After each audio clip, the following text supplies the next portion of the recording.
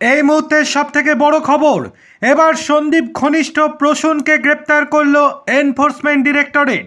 আরজি করের আর্থিক দুর্নীতি কাণ্ডে প্রাক্তন অধ্যক্ষ সন্দীপ ঘোষ ঘনিষ্ঠ প্রসূন বন্দ্যোপাধ্যায়কে বাড়ি থেকে গ্রেপ্তার করে তুলে নিয়ে গেল সিজিওতে ইডি।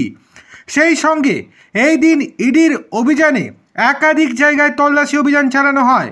এখানে সকাল থেকেই বিভিন্ন জায়গায় তল্লাশি চালানো হয়েছিল। তার মধ্যে ছিল এই প্রসূন চট্টোপাধ্যায়ের বাড়িও। সকালবেলাতেই সুভাষ গ্রামে সন্দীপ ঘোষের ঘনিষ্ঠ প্রসূন চট্টোপাধ্যায়ের বাড়িতে হানা দিয়েছিল ইডি।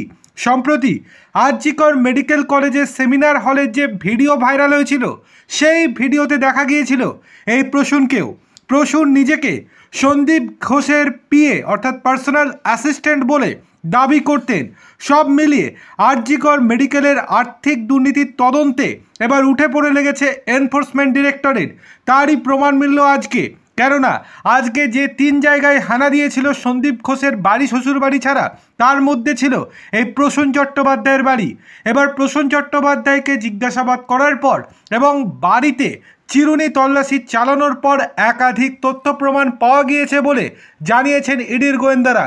বেলা যত বাড়ছিল এই প্রসূন চট্টোপাধ্যায়ের বাড়ির চারপাশে তত কেন্দ্র বাহিনী জড়ো হতে শুরু করে এবং জল্পনা সত্যি করে কিছুক্ষণ আগেই গ্রেপ্তার করা হয়েছে এই প্রসূন চট্টোপাধ্যায়কে।